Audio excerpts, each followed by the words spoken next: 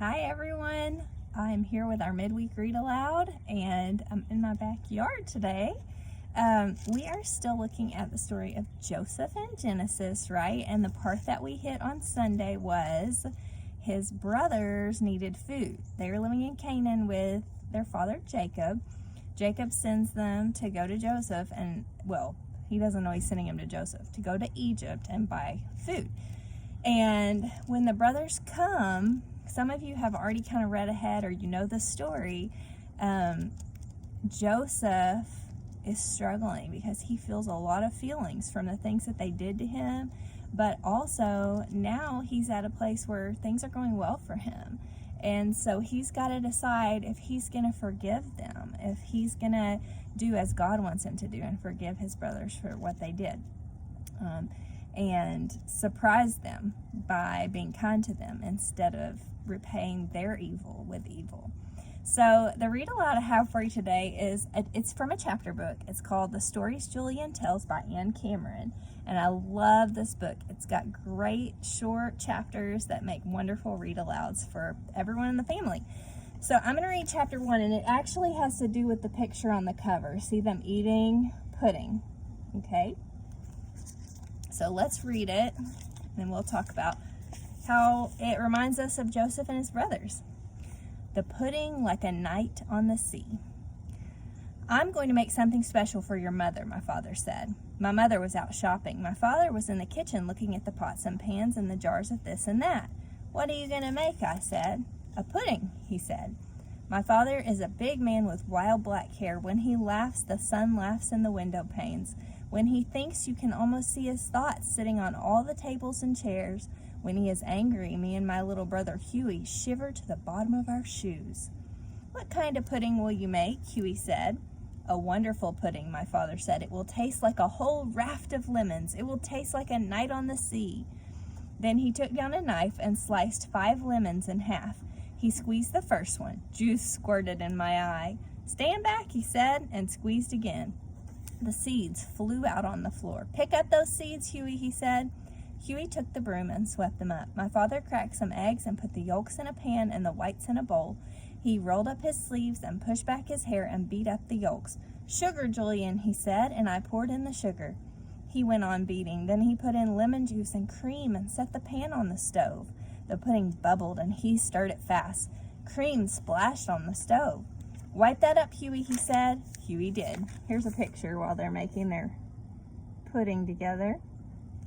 You see it they've got the sea in the background. They compare it to a night on the sea. It was hot by the stove. My father loosened his collar and pushed at his sleeves. The stuff in the pan was getting thicker and thicker. He held the beater up high in the air. Just right, he said, and sniffed in the smell of the pudding. He whipped the egg whites and mixed them into the pudding.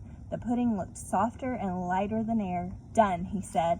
He washed all the pots, splashing water on the floor, and wiped the counter so fast his hair made circles around his head. Perfect, he said. Now I'm going to take a nap. If something important happens, bother me. If nothing important happens, don't bother me. And the pudding is for your mother. Leave that pudding alone. He went to the living room and was asleep in a minute, sitting straight up in his chair. Huey and I guarded the pudding. What do you think is going to happen? Oh, we can look at that picture, can't we, and make a prediction. Oh, it's a wonderful pudding, Huey said, with waves on the top like the ocean, I said. I wonder how it tastes, Huey said. Leave the pudding alone, I said. If I just put my finger in there, I'll know how it tastes, Huey said, and he did it. You did it, I said. How does it taste? It tastes like a whole raft of lemons, he said. It tastes like a night on the sea. You've made a hole in the pudding, I said. But since you did it, I'll have a taste. And it tasted like a whole night of lemons. It tasted like floating at sea. It's such a big pudding, Huey said. It can't hurt to have a little more. Since you took more, I'll have more, I said. That was a bigger lick than I took, Huey said. I'm going to have more again. Whoops, I said. You put in your whole hand, Huey said. Look at the pudding you spilled on the floor. I'm going to clean it up, I said, and I took the rag from the sink. That's not really clean, Huey said. It's the best I can do, I said. Look at the pudding, Huey said. It looked like craters on the moon. We have to smooth this over, I said, so it looks the way it did before. Let's get spoons. And we evened the top of the pudding with spoons, and while we evened it, we ate some more. There isn't much left, I said. We were supposed to leave the pudding alone, Huey said. We better get away from here, I said. We ran into our bedroom and crawled under the bed. Have you ever done that? Have you ever hid when you know you did something you shouldn't have done? After a long time, we heard my father's voice. Come into the kitchen, dear, he said. I have something for you. Why, what is it? My mother said out in the kitchen. Under the bed, Huey and I pressed ourselves into the wall. Look, said my father out in the kitchen, a wonderful pudding. Where is the pudding? My mother said. Where are you boys? My father said. His voice went through every crack and corner of the house. We felt like two leaves in a storm. I'm going to show you a picture while I read. They're hiding under the bed. Where are you? I said. My father's voice was booming. Huey whispered to me, I'm scared. We heard my father walking slowly through the rooms. Huey! He called. Julian! We could see his feet. He was coming into our room. He lifted the bedspread. There was his face and his eyes like black lightning. He grabbed us by the legs and pulled. Stand up, he said. We stood. What do you have to tell me, he said. We went outside, Huey said, and when we came back, the pudding was gone. Telling a lie, right? Then why were you hiding under the bed, my father said. We didn't say anything. We looked at the floor. I can tell you one thing, he said. There is going to be some beating here now. There is going to be some whipping. The curtains at my window were shaking. Huey was holding my hand. Go into the kitchen, my father said, right now. We went into the kitchen. Come here, Huey, my father said. Huey walked toward him, his hands behind his back. See these eggs, my father said. He cracked them and put the yolks in a pan and set the pan on the counter. He stood a chair by the counter. Stand up here, he said to Huey. Huey stood on the chair by the counter. Now, it's time for your beating, my father said. Huey started to cry. His tears fell in with the egg yolks. Take this, my father said. My father handed him the egg beater. Now beat those eggs, he said. I want this to be a good beating.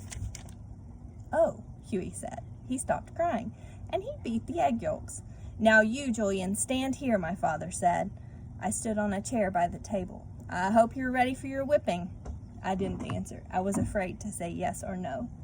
Here, he said, and he set the egg whites in front of me. I want these whipped and whipped well. Yes, sir, I said, and started whipping. My father watched us. My mother came into the kitchen and watched us. After a while, Huey said, This is hard work. That's too bad, my father said. Your beating's not done. And he added sugar and cream and lemon juice to Huey's pan and put the pan on the stove, and Huey went on beating. My arm hurts from whipping, I said. That's too bad, my father said. Your whipping's not done. So I whipped, and Huey beat and beat. Hold that beater in the air, Huey, my father said. Huey held it in the air. See, my father said, a good pudding stays on the beater. It's thick enough now.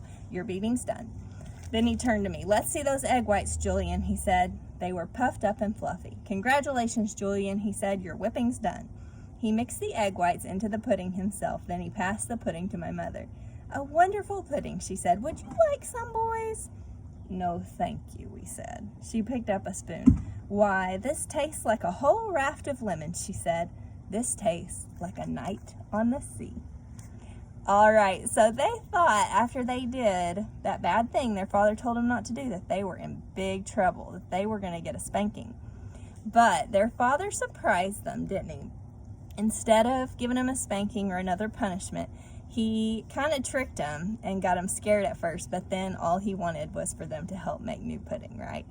So they were surprised that their father kind of had mercy on them and gave them something else instead of what they thought they were going to get. How is that like Joseph's brothers when they come to Egypt for food, and then we haven't gotten to the part yet where they realized that this is their brother Joseph. Now, he knows them, but they don't know that that's Joseph that they did evil to a long time ago, right?